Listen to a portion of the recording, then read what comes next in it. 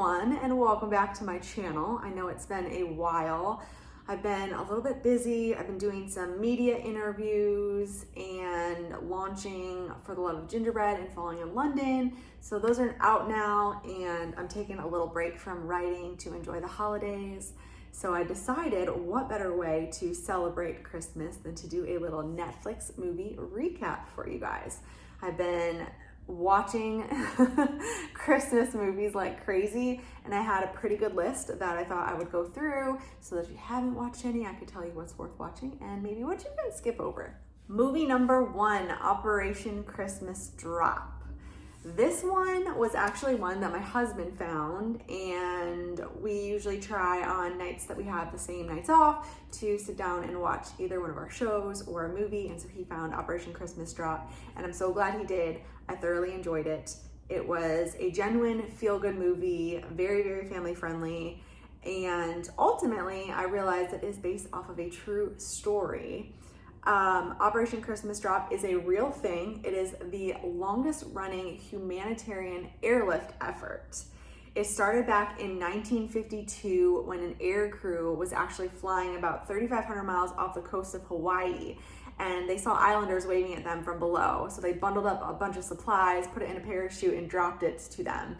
And they still do that to this day, and they do it to about 50 islands across the Pacific. So there's like a little romance in there, of course, because what's a Christmas movie without romance? It's definitely something different. It's not like the typical sort of Christmas movies that likely to see, but it's still a nice little cozy feel-good Christmas movie. So A+ on that one. I definitely recommend it.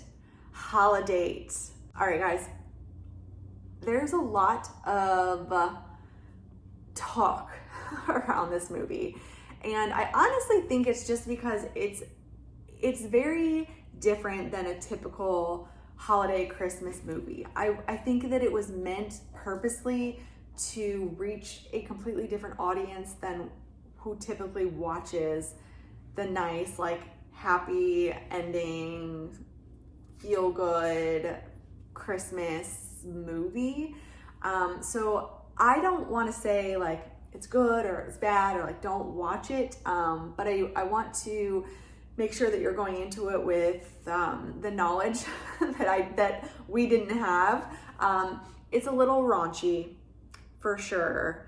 There's definitely some, like, I feel like rated R moments in it, and I get the vibe of American Pie. So I think if you very much enjoy American Pie and you're like expecting that kind of vibe in a movie, that you would enjoy it. So I gave it a B- just because, like, there were moments I definitely laughed out loud. There were definitely scenes I think were funny. I love Emma Roberts. I just don't think I was expecting it to be as raunchy as it was. So that's why I'm giving it a B-. Just, you know, be prepared for that if that's something for you. It is definitely not a family-friendly movie. I would not watch it with the kids. Holiday in the Wild. Okay. So anything that Rob Lowe is in gets an A+ for me because I love him so much. So Rob Lowe and Kristen Davis are in this, and this is not your typical small town winter snow holiday movie. This takes place in the African safari, and basically Kristen Davis is jilted by her husband and goes off on their second honeymoon by herself, and lo and behold meets Rob Lowe, and they, you know, have this nice little adventure in Africa. There's definitely some comedy in it. There's some romance. I thoroughly enjoyed it. So even if he wasn't in it, I'd probably still give it a pretty good grade. But A+ on that one. I do definitely recommend it if you're cool with the fact that there's no like wintry snow mix in there. Christmas with a Prince. I really wanted to like this one because I love Caitlin Lieb. Heartland is one of my absolute favorite shows. It's been running for, I think, about 13 seasons on Canadian Broadcasting Network. But Caitlin Lieb's on there, and I think she's a fantastic actress. So that was actually the reason that I chose to watch this, but I did not finish it. I don't know I don't know like what it was about it. I just don't think I really liked the storyline, and I didn't feel like the chemistry between the two main characters in that one. I didn't finish it, so I'm gonna give that one a C+. However, she did redeem herself in Christmas with a View, which probably is my favorite one of the season. I love that one.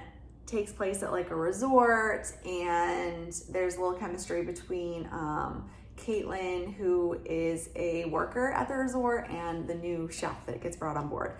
And one of the other reasons I really like this movie is because the love interest, so the chef, he's just like an overall all-around good guy throughout the entire movie. You know, like he doesn't come in as like a jerk and then like have like a change of heart and just become like good and everything. He just is like an all-around good human from beginning to end, and that's why I really like that. So I'm gonna give that one an A. I definitely recommend watching that one. It is my favorite of the season. A Very Country Christmas. Anything that has to do with country music stars, anything like that is my jam. I don't feel like I could hate it even if I tried, so I'm gonna give this one an A-. There were some cheesy parts, but I still think it was super cute. Country guy who's kind of had enough of a spotlight. He goes and he like escapes. I can't remember if it was his hometown but just like a small town, and you know, and meets somebody, and there's like the romantic chemistry there. But I gave that one an A- because the other one that has to do with a country music star, which is Christmas in the Smokies, I just liked a little bit better. Sarah Lancaster is one of my favorite actresses, and she's in that. And there's just like I think more of a cozy, small town mountain feel in that one. And I just like the storyline, I think, a little bit better. Basically, Sarah Lancaster is the lead in this, and she is trying to save her family's farm. And then her old flame returns, who is a country music star. And you'll just have to kind of watch it to see, you know, whether or not he comes through in helping save the farm, or if he disappoints her as he has in the past. So A on that one for sure. Definitely recommend Christmas in the Smokies. All right, 2 more to go. Christmas Wedding Planner. I actually turned this one off about halfway through, but then I started over and I watched it again.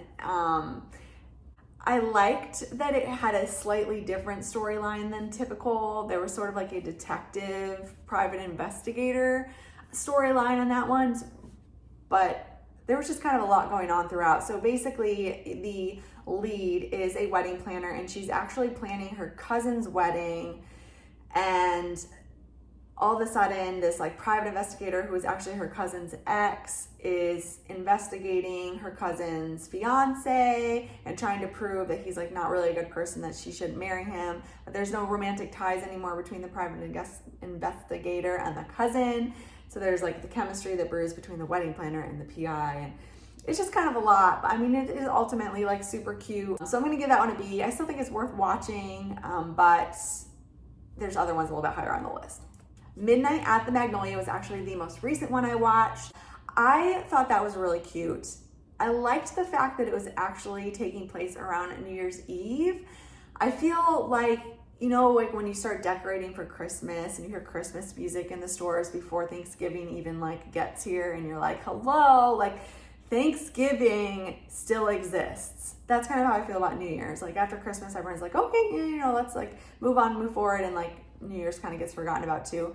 So I like the fact that this actually touches on like New Year's, and I like the storyline of like the 2 like radio hosts. I thought it was odd in the beginning. I don't want to give too much away, but they were like dating other people, and they like both of their people broke up with them on like the same day with like weird no explanations. But the rest of the story doesn't really have like much to do with like those exes. It was just like a weird like thing in the beginning. One of the other things I really liked about this is there was like a more, I guess, a deeper like father-daughter storyline in this as well. I think a lot of Christmas movies, you know, like you have like your 2 main people, and like that's kind of it, and then everyone like falls to the background. Where in this one, I felt like the lead female character and her dad had like a nice storyline in this too, and went just a little bit deeper than I think most Christmas movies do. And so I think I really enjoyed that part of it. I'm gonna give that one an A-. Definitely worth a watch.